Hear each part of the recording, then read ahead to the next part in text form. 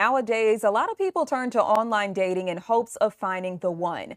But instead, some are finding themselves out of luck, out of love, and out of money. Fox 2's Dave Spencer joins us now. And Dave, this is taking catfish to a whole new level. But thankfully, a company is trying to help put a stop to it. Yeah, we're going right to the source. We're talking to a person who used to catfish, all these romance scams, right? This became really big in the pandemic when people were stuck at home and looking for some companionship. So what these scammers do is they prey off that. They prey off that loneliness. They're looking for, according to the scammer that we spoke with, single women ages 38 to 60 years old. That's who they're trying to target. And what they'll do is they'll take a fake persona. They'll steal somebody's Instagram pictures, somebody's Facebook pictures, and try to pass it off as their own. And then they'll build the trust with that person. So what we did is we reached out to somebody who used to do this. He used to be a scammer and a catfisher from Nigeria. He would do exactly what we're talking about, spend midnight to 5 a.m. online looking for people to kind of scam and work to build their trust. And then eventually, once he had their trust, he'd say, okay, so for instance, he took a military person's picture and said, hey, I'm deployed right now. I need some money just for some spending cash. I need some money to send you flowers. And then he would take some of the money and send her gifts and kind of, facilitate that trust. And then once she became aware of it, he'd move on to the next one. So This person did this for 5 years until he got guilty. And we'll tell you what pushed him over the edge and made him flip to the other side. So now he works with a place called Social Catfish, which does the opposite, right? They're the ones that you could pop in an image. If you think that this person might be scamming you, you could pop in a name and see if they've been compromised. So he tells you some of the red flags you need to look out to. Some of them are obvious, some of them are not. And also, obviously, what made him flip. And some of the incentives, he said, why people do this, and especially in Nigeria, where he was from. Yeah. And I mean, did he face any consequences, any jail time for scamming innocent people? We've come on here, we've been telling you these stories, these money work stories, and a lot of them have to do with preying with people online, and it is really nearly impossible to police the internet because you're dealing with different jurisdictions, different countries, and that's kind of the way they're able to kind of loophole around this. So the short answer of that is no, he did not face any time. In fact, he just had a guilty conscience and flipped to the other side and is now working to make sure that the best way to combat this is for awareness and victims just to know some of the red flags so you don't send them money. I mean, that's the biggest one. If they ask for any money for any reason, just don't send it. Yeah. And Dave, you said he did this for about five years. How many women do we know fell victim to this, or how much money he was able to get out of them over the years? Yeah, he made tens of thousands of dollars. Wow. And I said, is that a lot of money? And he said, that's more than my family is ever going to make. And that is why he said him and his friends and other people in Nigeria specifically, because that's where he was from, that's what he could speak to, do this. That's why they do this, is because they can make money that they will never reach in their lives.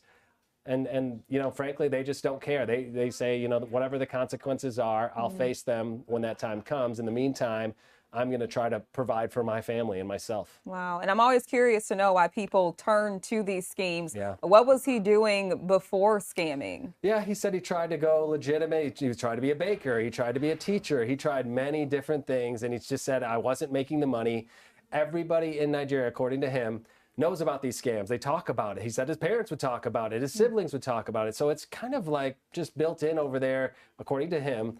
So well known and easy to get into. And when you have somebody kind of helping you along, once you start making that money, it's easy to get seduced by it. And then you kind of just put those people, those victims, in the back burner of your mind and continue on until apparently it gets to be too much. Wow. But those companies like Social Catfish, and we'll get into this more at 5:30, are providing some resources and providing help to those who feel that they're going down this path. Yeah, and I'm so happy to hear that he not only had a change of heart, but he's playing a bigger role in helping other women, other people from becoming victims of what he once did. Yeah, the numbers are pretty staggering. I guess in the pandemic, the FBI says they had 30,000 complaints and people were bilked out of $300 million, all from these catfish romance scams. Wow. And I think people see this and, they may question, Yeah. am I being scammed? Right. Am I not? If someone thinks they are being scammed, what can they do? They should stop communicating with that person first and foremost. Just trust your gut a little bit. If it sounds too good to be true, it probably is. But check out that social catfish if you have any questions, because what they do is you put in an image or a name of a social media profile that you think, it sounds too good to be true, and they can actually do the background checks for you. All right. Thanks, Dave. Looking forward to it You tonight. bet. Well, a local agency with a mission to empower domestic and sexual violence survivors is growing. Turning Point is opening new facilities to offer survivors protection and a fresh start. Fox 2's Erica Francis has the story.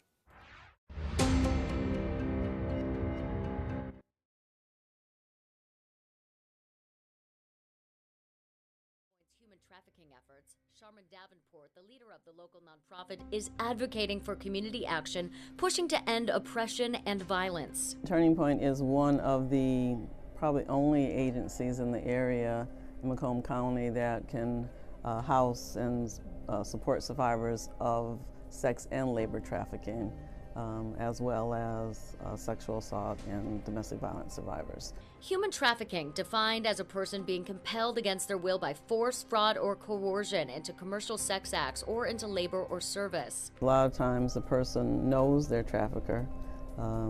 Could be a parent, could be a boyfriend, a loved one. It affects men, women, and children, knowing no barriers or boundaries, and it's happening across Michigan. There's a lot of money involved in trafficking, and right now it seems to be on the rise. So Turning Point is upping the ante, expanding their reach.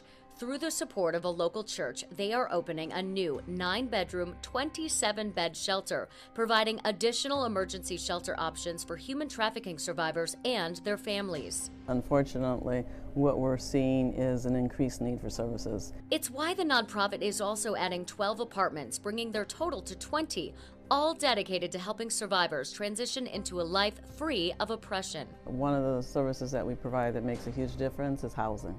Services for survivors not only include emergency shelter and transitional housing, but forensic nursing, first response advocacy, and more. Not only is the shelter, significant, but the fact that we provide a, 24-hour hotline, we have counseling, we have advocacy, we work in providing PPOs for survivors. Working with community partners, law enforcement, and government officials to tackle these major issues. There's a huge need. And I think that we are feeling a void that actually exists in the area. Its existence apparent. It's why Davenport says we need to be aware of the dangers and signs.